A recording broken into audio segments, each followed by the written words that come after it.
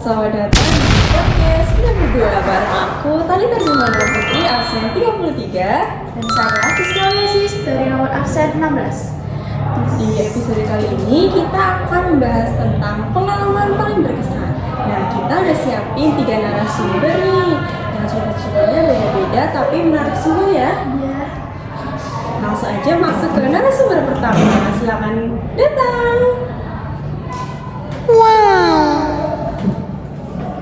Halo teman-teman semuanya.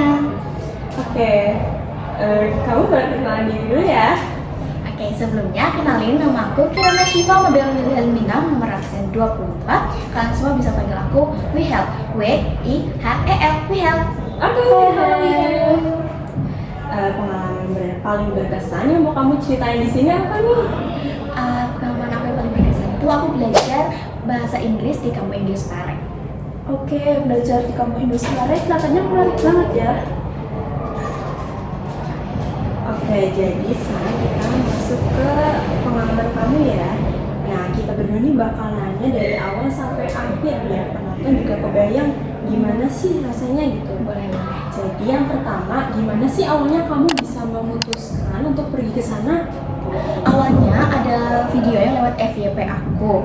Terus aku rasa kok kayak menarik banget ya belajar bahasa Inggris tapi bareng-bareng gitu, dan itu tuh intensif berhari-hari dari hari pertama sampai selesai program yang kita pilih.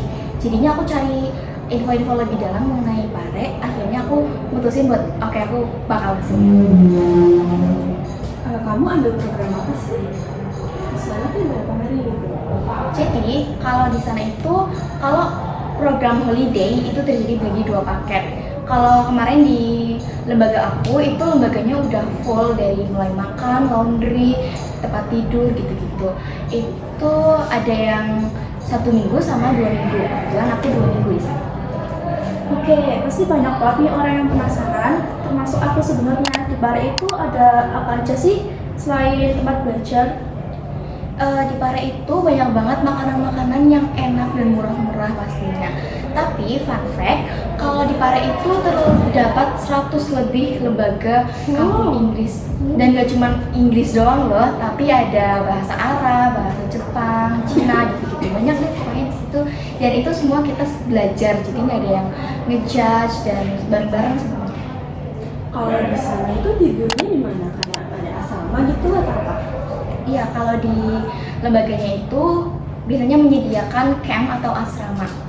Biasanya satu camp itu ditempatin 3-4 orang. Cuman karena kemarin lagi padat, jadinya aku kemarin 5 orang. Sekarang kan bagian kesehariannya nih, dari bangun tidur sampai mau tidur lagi, keseharian kamu tuh ngapain aja sih? Kemarin kalau aku itu start dari jam 4 pagi, terus selesai kelas itu jam 7 malam. Dimulai dari bangun, aku bakal jelasin jadwal aku ya. Jadi aku bangun jam 4 buat ngafalin vocabulary dulu. Terus habis itu aku setelah ngapalin aku bisa mandi atau siap-siap dulu gitu, karena bakalan ada kelas pagi di camp dari jam 5 sampai jam 6. Itu ngapain sih? Itu tuh jadi kita dites vocabulary yang sudah tadi kita hafalin. Habisnya kita selesai tes vocab, kita itu bisa balik ke camp buat makan atau siap-siap buat lanjut ke kelas yang ada di lembaga yang kita pilih. Aku berangkat jam 7 buat sampai ke camp, ke lembaga, maaf ya. Ke lembaga, terus aku di situ belajar speaking 1, belajar grammar sampai jam 10-an, terus aku balik lagi ke camp buat istirahat, sholat gitu-gitu. Terus lanjut lagi. Lanjut, selesai istirahat, selesai makan, itu jam 2 aku balik lagi ke lembaga buat belajar speaking 2 dan pelajaran tambahan. Terus balik itu jam 5. Kelas terakhir itu di jam 7 malam sampai jam 7:30 gitu. Itu tuh buat bahas yang udah selesai pelajaran-pelajaran yang tadi kita pelajarin di lembaga.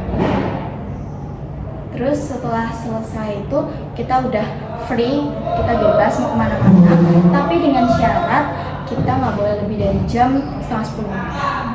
Oke. Sekarang aku mau nanya nih, dari camp ke Lembaga itu biasanya kamu naik apa sih? Atau jalan kaki? Naik sepeda. Naik sepeda. Nah, belajarnya itu di mana sih, jauh apa nggak dari asramanya? Kalau dari camp aku ke lembaga itu kebetulan yang paling deket ya, jadi menurut aku deket, cuman emang agak capek juga ya bolak-balik tiap hari. Iya sih. Kalau di sana tuh ada aturan-aturan tertentu nggak sih? Apa bisa dilakukan? Tentu ada dong, kalau di campnya sendiri kita itu harus ngomong berbahasa Inggris. Apalagi ya, nggak boleh pulang di atas jam setengah 10 malam, nggak boleh dengerin lagu bahasa Indonesia, terus kita juga nggak boleh berisik di atas jam setengah 10 malam. Ya, aku mau nanya nih, biasanya kamu habis kelas itu kamu ngapain aja sih? Kelas habis selesai kelas malam gitu ya, itu biasanya aku jalan-jalan sama temanku, beli jajan, lapangan gitu. Pokoknya belanja-belanja deh, seru banget. Selain belajar itu ada kejadian-kejadian random nggak sih yang kamu nggak bisa lupain sampai sekarang gitu atau memalukan gitu? Jujur ada banget lagi. Boleh diceritain? Boleh. Jadi itu tuh kita udah mau pulang ya, udah mau pulang ke kota masing-masing. Biasanya kalau di hari Jumat itu kita itu bakalan ada yang namanya exam atau ujian bahasa Inggris. Nah, kita hari Kamisnya itu kita jalan-jalan menuju terus kita ke lapangannya memang cukup jauh dari camp kita, dan kita sempat nyasar di satu jalan gitu yang kita nggak tahu itu jalan apa, dan kita jadinya balik telat jam 10 malam. Terus itu udah dikunci, missnya baik, alhamdulillah mau bukain jadinya kita bisa masuk, tapi dengan syarat kita harus bersihin toilet. Cuman kan tadi yang kayak aku bilang, kita Jumat itu kan ada ujian ya, jadi kita belum belajar sama sekali karena kita dari tadi main kan, kita belajarnya di luar jadinya, di luar kamar. Oke. Tapi yang telat itu cuma bertiga sama temenku yang berempat ini beda camp. Makasih ya Bel udah mau sharing ke kita, ceritanya seru-seru banget nih. Sama. Ya, baik-baik ya. Terima kasih. Iya, terima kasih. Oke, Kita lanjut. kita lanjutkan narasumber yang kedua ya. Siapa nih kira-kira, Bis? Kita suruh masuk aja kali ya. Selamat masuk. Hai. Oke, kamu boleh kenalin diri kamu dulu ya. Saya perkenalkan, saya di sini harus absen. Absen 35. Jadi kamu itu ikut nari kolosal ya? Iya. Di acara pagelaran Satria Suara Banyumas. Nah, ini tuh acara apa aja sih? Jadi itu tuh acara festival kebudayaan tahunan di Pulau Kopo. Nah itu tuh diadainnya tuh tujuannya untuk melestarikan budaya Banyumas gitu loh, dan biar bisa masyarakat orang-orang di situ bisa mengenal lebih dalam tentang kebudayaan Banyumas. Oke. Ini acara itu dari siapa sih? Awalnya itu aku tahu acara ini dari guru sanggar aku. Dia bilang katanya bakal ada seleksi buat siapin diri gitu. Aku mau nanya nih, gimana ceritanya kamu bisa ikut nari kolosal atau dipilih? Ada seleksi? Ada seleksinya, jadi awalnya tuh seleksi dari sanggar gitu kan, itu yang pertama. Terus yang kedua itu ada seleksi di alun-alun dan di situ diseleksi sama panitia lengger, terus ada maestro lengger juga. Nah itu tuh seleksi itu tuh buat tahu kita masuk ke kategori kolosal, sandra tari gitu. Tapi aku kan masuknya ke kolosal ya, jadi perasaan aku waktu pas masuk kolosal tuh campur aduk antara bangga, senang sama kayak takut deg-degan gitu. Kalau persiapannya itu mulai kapan sih? Kalau persiapan untuk tampil 22 Juni itu mulai dari 16 Mei, sekitar 1 bulanan lah. Oke, selama masa latihan itu intensitasnya tuh berapa lama sih? Kayak berapa minggu gitu? Latihan awal-awal itu kan masih agak jauh kan buat tampilnya, itu sekitar seminggu 2 kali 3 jam gitu. Tapi kalau mau mendekati hari H itu dipadatin lagi, jadi yang awalnya seminggu bisa 2 kali, ini bisa sampai 4 kali. Kalau kamu capek nggak sih dan kalau biasanya bareng siapa aja dan di mana?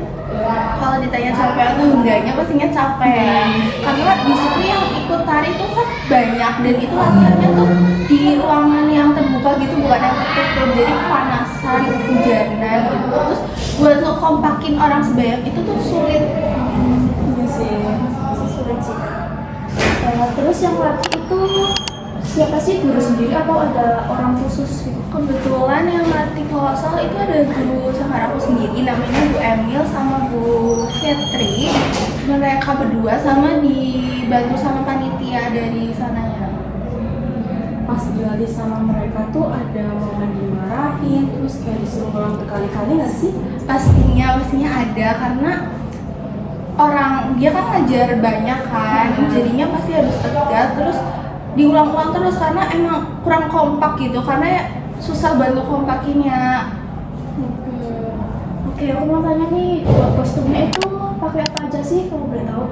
Kalau kostumnya itu ada stagen, ada mengkak, slepel, terus ada juga sampur, ada kain, ada sambo, aksesoris kayak mahkota, bunga. Kalau kostum kayak gitu tuh dapat dari sananya atau kamu nyiapin sendiri? Kalau kostum itu dapat dari sana, dari kostum, rias itu semuanya sana.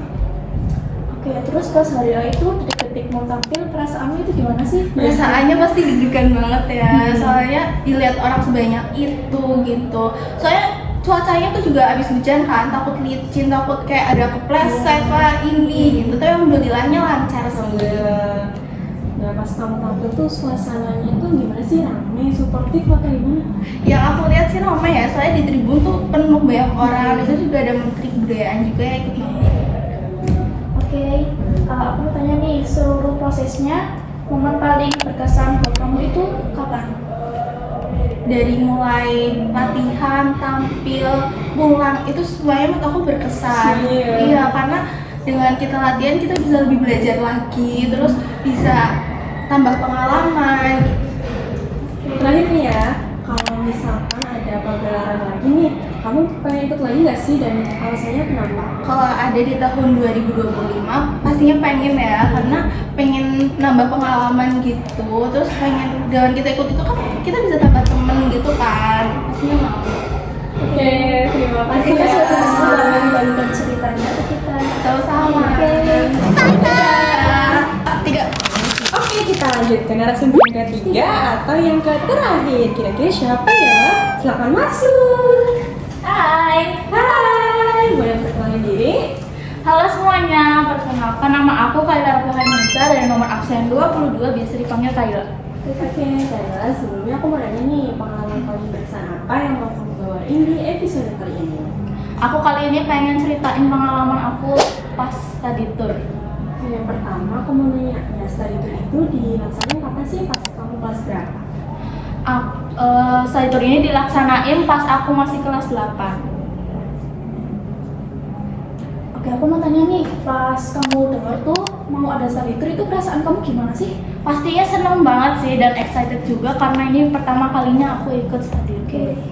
Nah, pas pertama sebelum berangkat study tour itu kan pasti ada kumpul nih di sekolah. Nah, itu menurut kamu suasananya gimana sih? Rame, heboh atau biasa aja?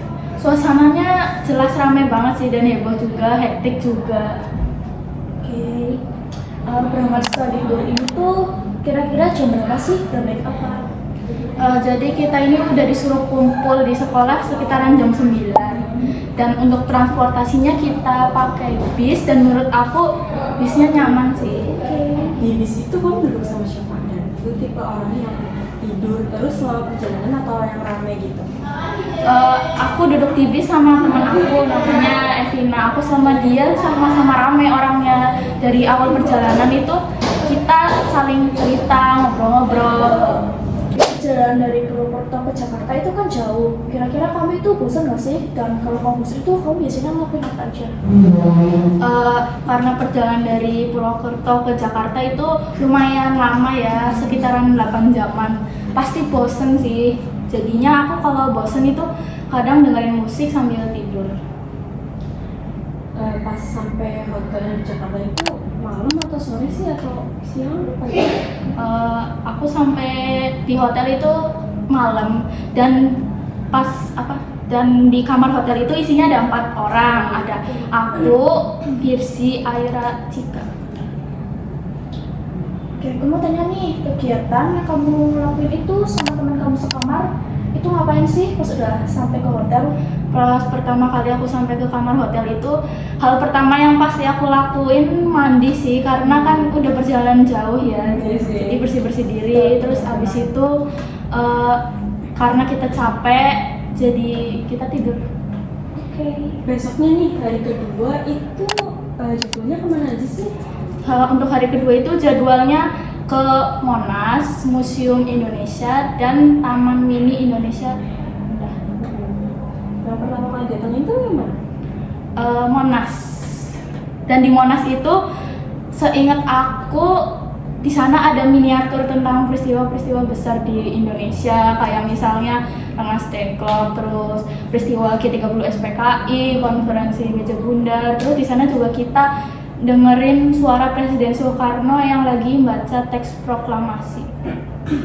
Oke. Dan abis dari Monas, kita lanjut ke Museum Indonesia. Oke. Abis dari museum itu kamu ngapain? Kemana lagi gitu? Abis dari Museum Indonesia itu ke Taman Mini Indonesia Indah, dan di sana itu seingat aku ya, di sana ada rumah kaca, ada simulasi gempa bumi, ada simulasi tsunami juga. Itu bisa dicoba ya? Bisa dicoba, jadi seru banget. Menarik ya? Oke, sih seru banget sih. Nah, kita masuk ke hari ketiga ya. Nah, kamu tuh pas hari ketiga bangunnya tepat waktu atau kesiangan nih? Pasti tepat waktu dong, soalnya kan di hari ketiga ini kita udah harus disuruh bersih-bersih koper. Oke, destinasi pertama hari ketiga itu lanjut kemana sih? Hari ketiga itu jadwal pertamanya itu ke Ancol. Di sana itu kita kayak nonton pertunjukan gitu, ada pertunjukan anjing laut, pertunjukan lumba-lumba, asik banget sih. Kamu rate-nya berapa tuh Pancol? 10/10. Oke, habis ke Ancol, kamu itu lanjut kemana lagi? Lanjut ke Dufan. Dan di Dufan itu asik banget juga. Pas baru sampai ke Dufan nih, kamu pilih wahana apa dulu nih yang kamu naikin? Wahana pertama yang aku coba ini tuh, aku milih wahana yang paling sepi dulu biar nggak ngantri dan bisa nyobain banyak wahana. Jadi wahana pertama yang aku coba ini tuh Istana Boneka. Itu tuh isinya kayak ada banyak boneka yang lucu-lucu, unik, menarik juga. Oke, seru banget ya, Lid? Oke. Selain wahana itu tuh, kamu cobain wahana apa aja? Seru nggak? Habis itu aku coba wahana turangga-rangga, terus habis itu sama ontang-anting.